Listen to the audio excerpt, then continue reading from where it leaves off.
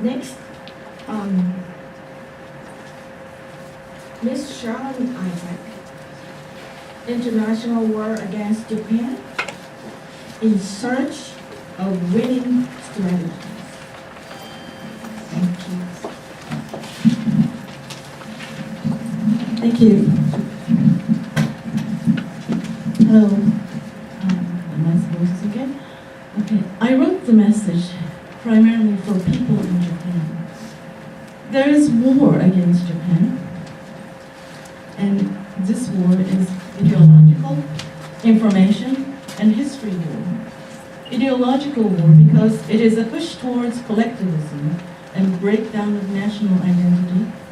Information war as the enemy seeks to control public discourse through all types of media, cyberspace, infiltrate educational institutions, monitor and viciously attack politically incorrect speeches, and history war as the enemy side, posing as victors, seeks to impose their narrative to replace real history. In history, we see that bloody war with killing machines is often preceded by propaganda campaign against a target. Japan has been a target of such unfair, false, and relentless campaigns. Coupled with the large military buildup in the South China Sea, this propaganda war that is now orchestrated worldwide ought to be seen as a prelude to real war. The question is Japan able and willing to defend itself? One thing is certain, if Japan does not defend Japan, no one else can or will without a big price. And why should anyone else care? Everyone has problems, some existential problem, one equally, if not more, serious. After all, Japan is still officially the third largest economy, mature and robust democracy, with more than 126 million people with healthy middle class, and unique culture and distinct national identity nurtured and developed over 2,676 years of its history. Japan is not a tiny Pacific island nation floating in the Far East. So Japan must fight another defensive war. It is not the first time Japan faced such threat.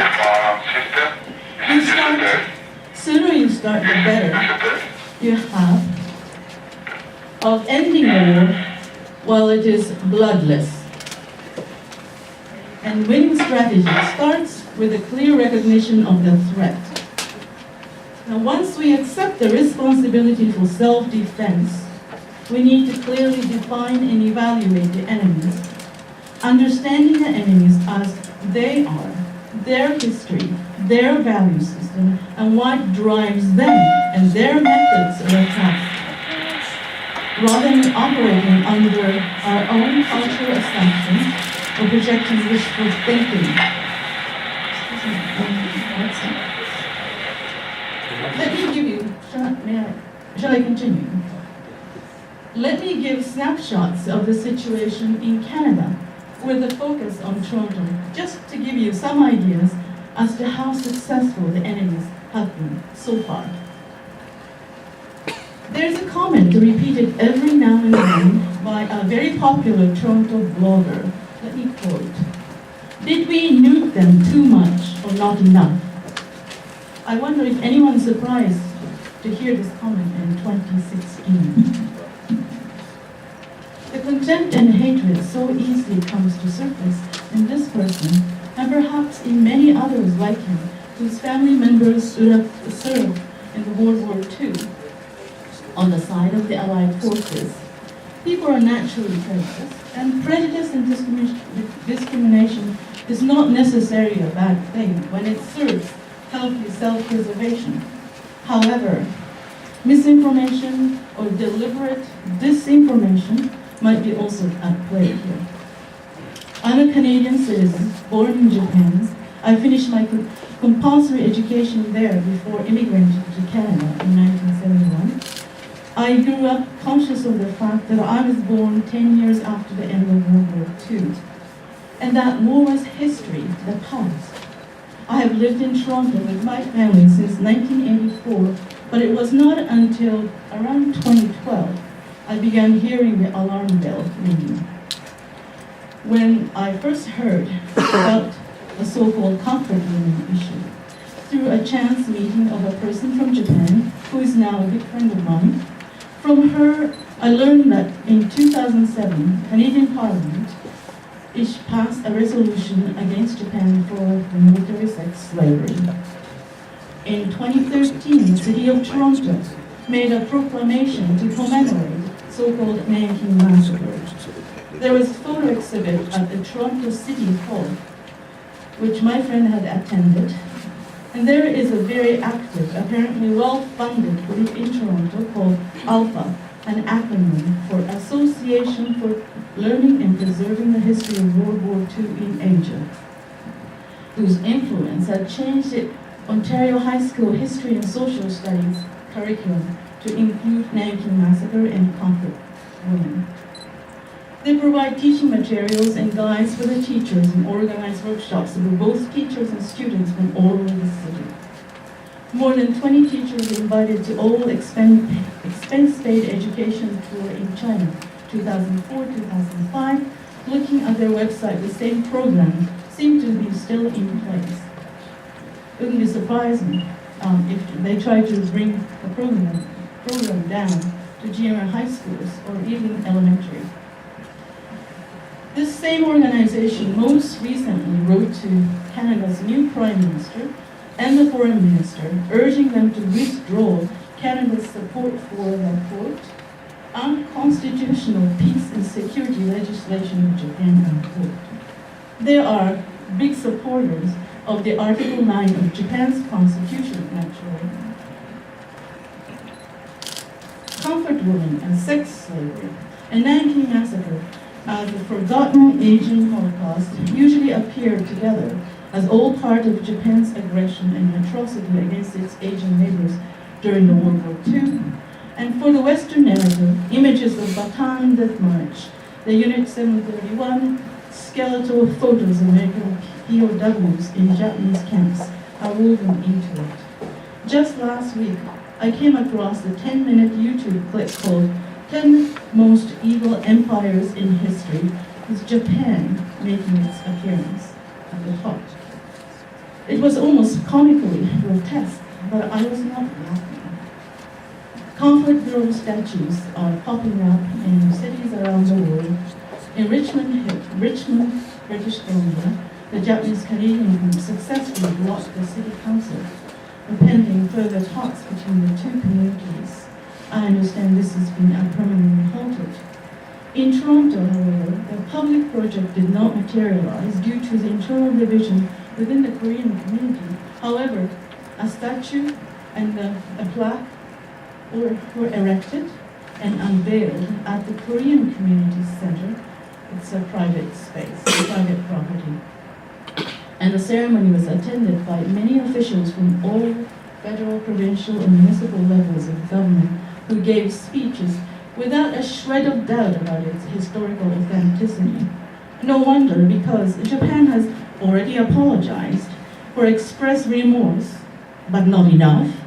It cannot be emphasized or repeated enough that each and every time Japanese government official issues a typically vague expression of remorse or regret about its past, Japan's guilt increases, further enforcing a lie in people's mind.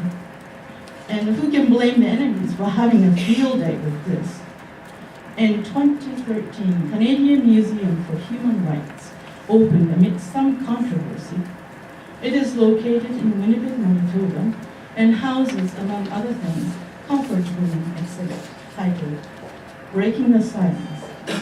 In August of last year, two of my friends and I visited the museum to see it for ourselves.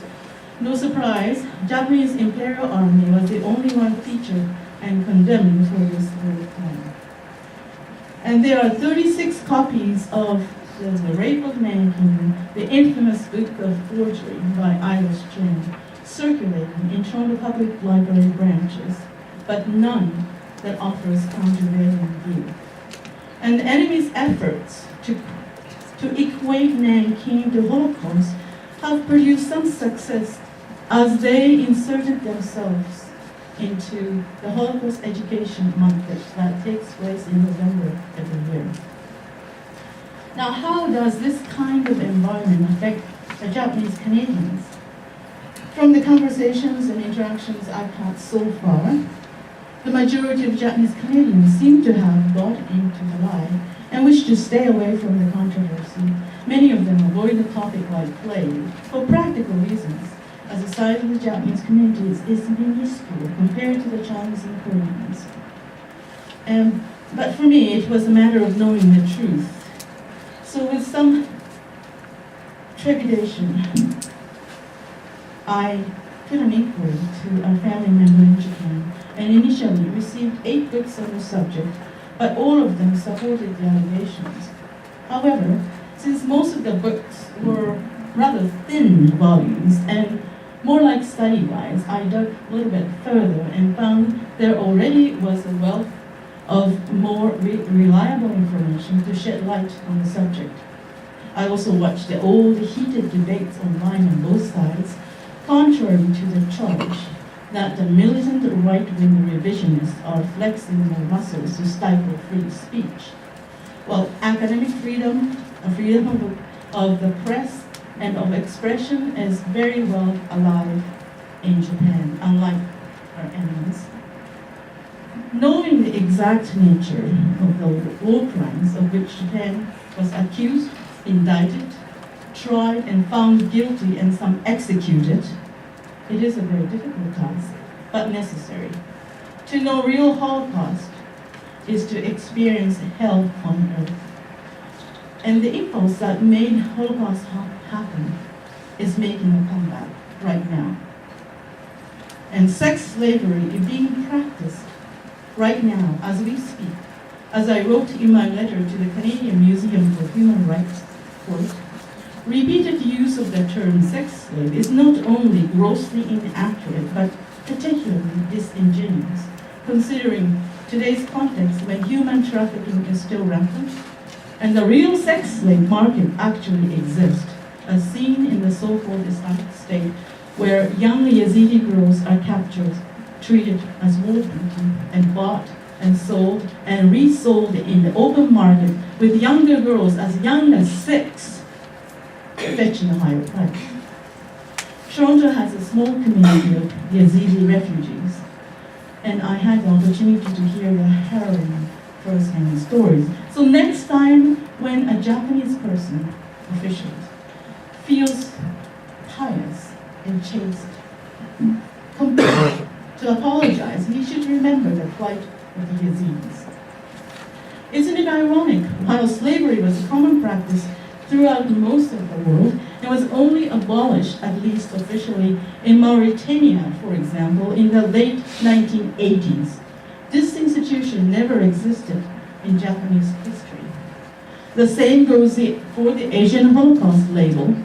While real Holocaust was the culmination of centuries of Western anti-Semitism based on lies, blood libel, if you haven't heard, Japan called for racial equality while still a member in the League of Nations at the Paris Peace Conference 1917. Japanese Imperial Army explicitly rejected Nazi Germany's anti-Semitic measures that led to the final solution, and was instrumental in saving tens of thousands of Jewish lives during the war. In the enemy's deception, lies become truth and the reality is inverted. Our enemies accuse us of the crimes they themselves commit. Many people have observed that we live in a world turned upside down. And in such a world, given what the enemies want, thinking perhaps this is a small compromise, part of negotiation for the final and irreversible solution, only to realize short time later that appeasement whets the appetites of enemies for more. Don't feed the crocodile, he will devour you whole. The lies do not disappear on their own accord, they grow if left alone. They need to be stopped. The enemy loves our silence because they can fill it with more lies and bigger lies, apparently, as history teaches us, are more easily believed. Japan's Prime Minister Shinzo Abe gave a historic speech in May of last year at the Joint Congress of the United States. It was very well received. Many standing ovations, outpouring of genuine goodwill, some real tears. It was really heartwarming. I sincerely hope that his government will stay true to the promise that they will not burden the next generation with having to repeat the apology.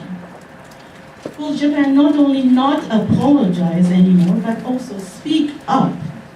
Silence is acquiescence. Silence is cowardice. Silence is the Fifth Amendment of the United States Constitution. Not guilty is not innocent. For people outside one's own culture, the message needs to be clear and simple, sometimes applied with a sledgehammer, and repeated as many times as necessary until it is heard. Mr. Abe reached his hand out to Americans symbolically towards the alliance of hope. Isn't it time to fill the chasm that still exists between the two countries? True friendship is built on shared values and mutual respect. History shows peace is just a rest, a brief rest between the bloody conflicts. So Japan is really unique in this respect. And if both countries did honest and serious soul search, we can find something liberating.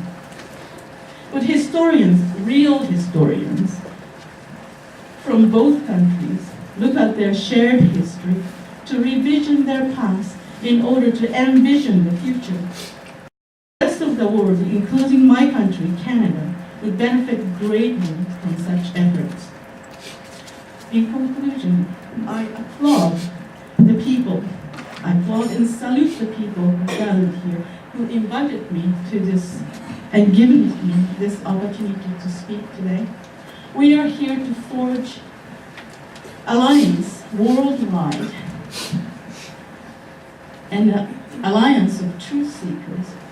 And as long as we keep the truth on our side, we will win this war. Thank you.